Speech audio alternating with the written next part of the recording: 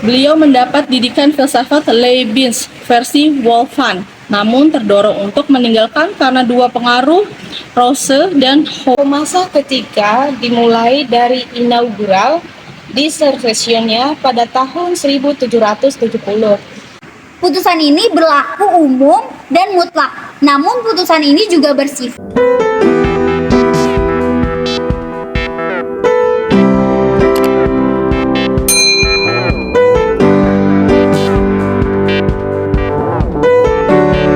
Halo, Assalamualaikum. Kami dari kelompok 4 ingin mempresentasikan tentang teori Kantianisme. Sebelum saya melanjutkan, saya akan memperkenalkan dalam kelompok kami ada saya, Siti Nurhalimah. Ada saya Mintaria Hia. ada saya Rauda Tuzana dan satu lagi rekan saya bernama Brahma Sembiring. Teori Kantianisme. Definisi teori Kantianisme. Kantianisme adalah falsafah Immanuel Kant, seorang ahli falsafah Jerman yang dilahirkan di Rusia. Kantianisme atau Kantian juga digunakan untuk menggambarkan kedudukan kontemporeri dalam falsafah pikiran, epistemologi, dan etika. Kantinianisme adalah pahaman di mana setiap kita mengambil keputusan, kita harus membayangkan bagaimana kita adalah pihak yang dirugikan.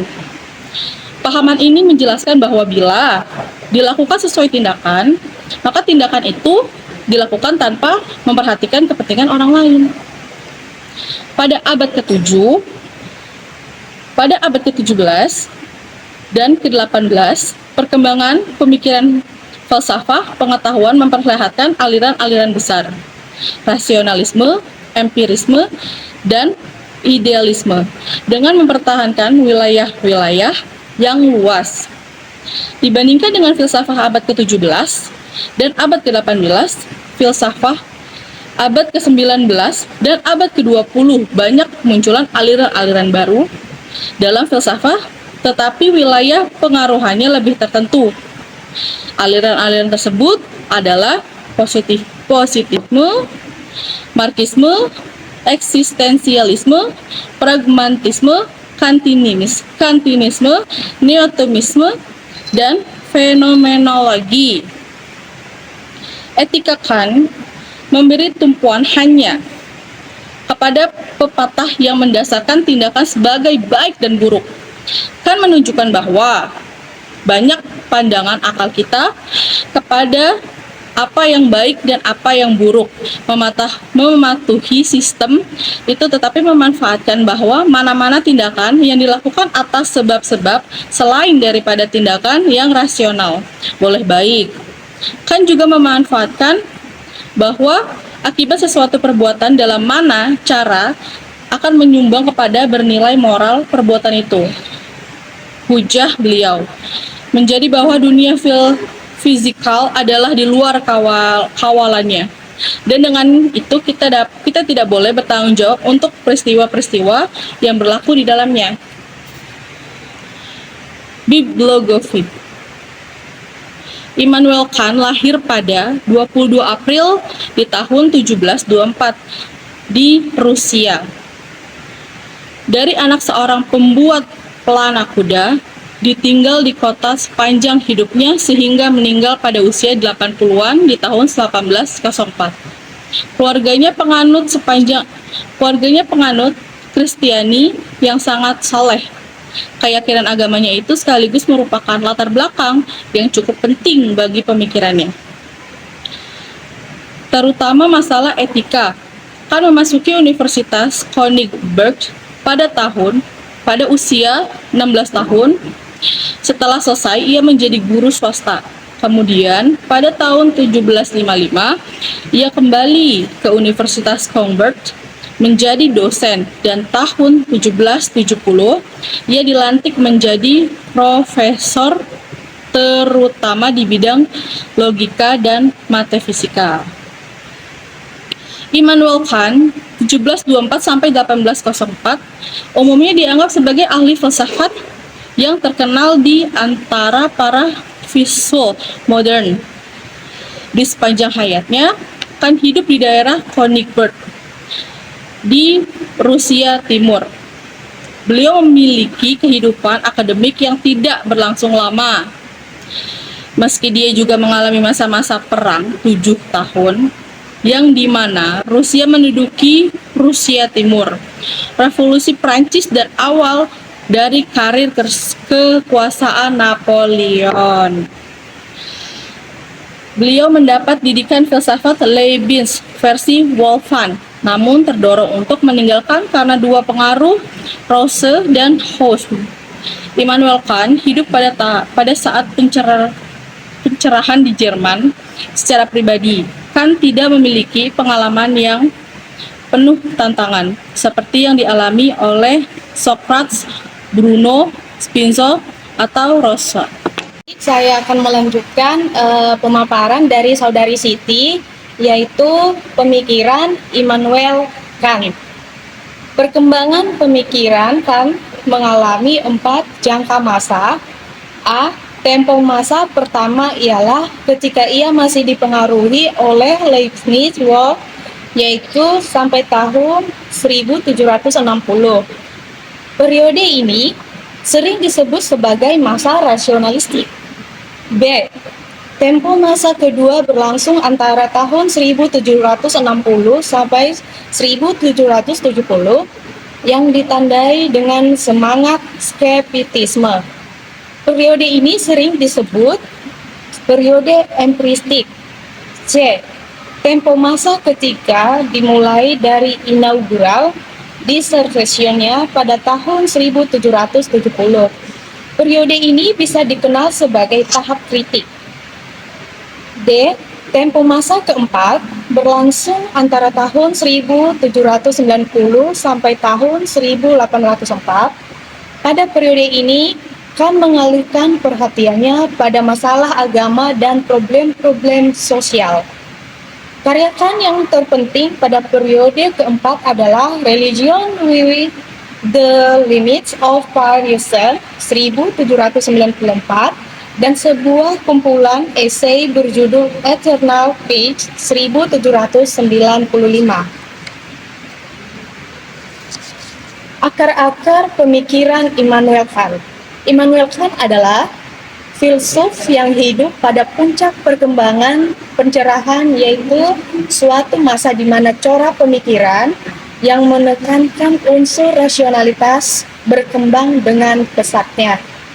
Pada masa itu lahir berbagai temuan dan paradigma baru di bidang ilmu, dan terutamanya paradigma ilmu fisika alam, heliosentris, temuan Nikolaus Copernicus 1473 sampai 1543 di bidang ilmu astronomi yang membutuhkan paradigma geosentris, mengharuskan manusia menginterpretasikan pandangan dunia, tidak hanya pandangan dunia, tetapi juga dunia keagamaan.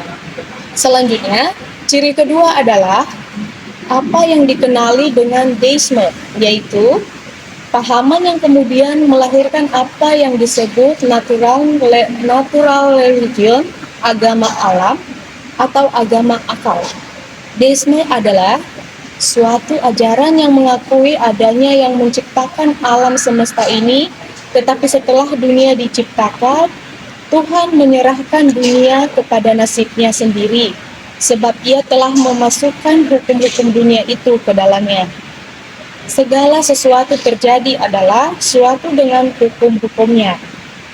Manusia dapat menunaikan tugasnya dengan berbakti kepada Tuhan dengan hidup sesuai dengan hukum-hukum akalnya. Pemahaman ini dimaksud menaklukkan wahyu ilahi beserta dengan kesaksian-kesaksiannya, yaitu buku-buku Alkitab, mukjizat, dan lain-lain kepada kritik akal. Kant berusaha mencari prinsip-prinsip yang ada dalam tingkah laku kecenderungan manusia. Inilah yang kemudian menjadi keunikan pemikiran filsafat Kant, dan terutama metafisikanya yang dianggap benar-benar berbeda sama sekali dengan metafisika Kant. Keupayaan Kant ini dikenali dengan kritisme atau filsafat kritis, suatu nama yang diberikannya sendiri. Kritisme adalah filsafat yang memulai perjalanannya dengan terlebih dahulu menyelidiki kemampuan kritik atas rasio murni, lalu kritik atas rasio praktis, dan terakhir adalah kritik atas daya pertimbangan. 1. Kritik atas rasio murni. Dalam kritik ini, Kant menjelaskan bahwa ciri-ciri pengetahuan adalah bersifat umum, mutlak, dan memberi pengetahuan baru. Melanjutkan presentasi dari saudari Mita Heria, yakni terdapat 3 perbedaan antara kritik atas rasio murni. Yang pertama, putusan analitis a priori, di mana predikat tidak menambah suatu yang baru pada subjek karena sudah memuat di dalamnya. Misalnya, setiap benda menempati ruang. Kemudian, putusan sintesis a posteriori. Misalnya, pernyataan meja itu bagus. Di sini predikat dihubungkan dengan subjek berdasarkan pengalaman indrawi, karena dinyatakan setelah pos atau dalam bahasa Latin mempunyai pengalaman dengan aneka ragam meja yang pernah diketahui. Kemudian yang ketiga ada putusan sintesis a priori. Di sini dipakai sebagai suatu sumber pengetahuan yang kendati bersifat sintesis, namun bersifat a priori juga. Misalnya, putusan yang berbunyi segala kejadian mempunyai sebabnya. Putusan ini berlaku umum dan mutlak, namun putusan ini juga bersifat sintesis dan a posteriori. Sebab di dalam pengertian sebab, maka di sini baik akal maupun pengalaman indrawi dibutuhkan serentak, yakni ilmu pasti, mekanika, dan ilmu pengetahuan alam yang disusun atas putusan sintesis yang bersifat a priori. Selanjutnya ada penjelasan mengenai 3 tingkat pengetahuan manusiawi, yakni yang pertama, tingkat pencerapan indrawi atau sinesis wahrnehming. Ini dalam bahasa Belanda.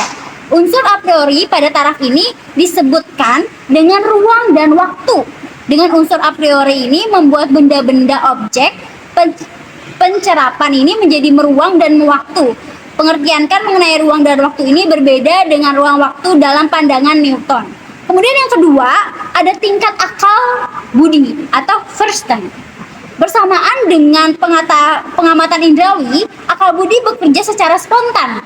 Tugas akal budi adalah menyusun, menghubungkan data indrawi sehingga menghasilkan putusan-putusan. Dalam hal ini, akal budi bekerja dengan bantuan antasisnya atau Einbildungskraft. Pengetahuan akal budi baru diperoleh ketika terjadi sintesis antara pengalaman indrawi tadi dengan bentuk-bentuk a priori yang dinamaikan dengan kategori.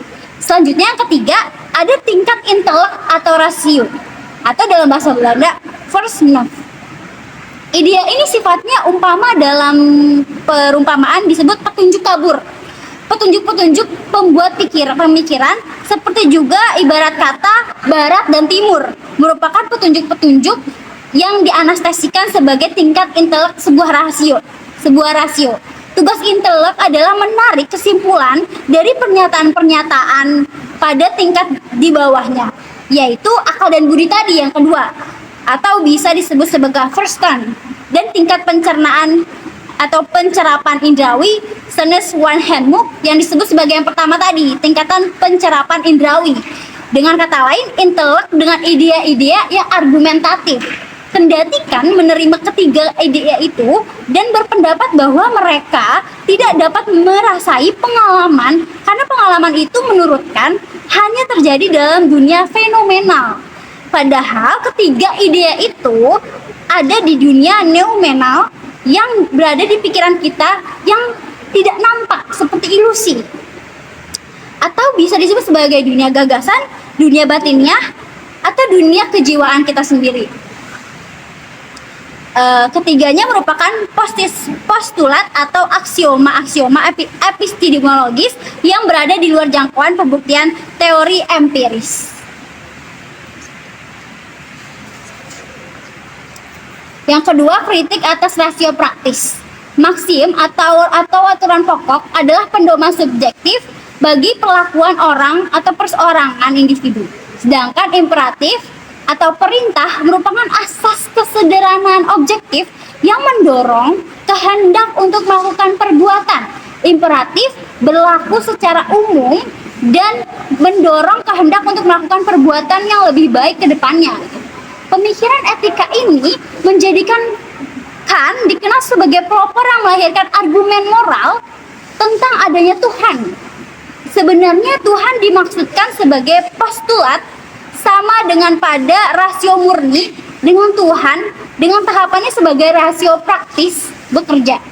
Dan presentasi dan diskusi dari kelompok kami, kelompok 4. Terima kasih dan wassalamualaikum warahmatullahi wabarakatuh.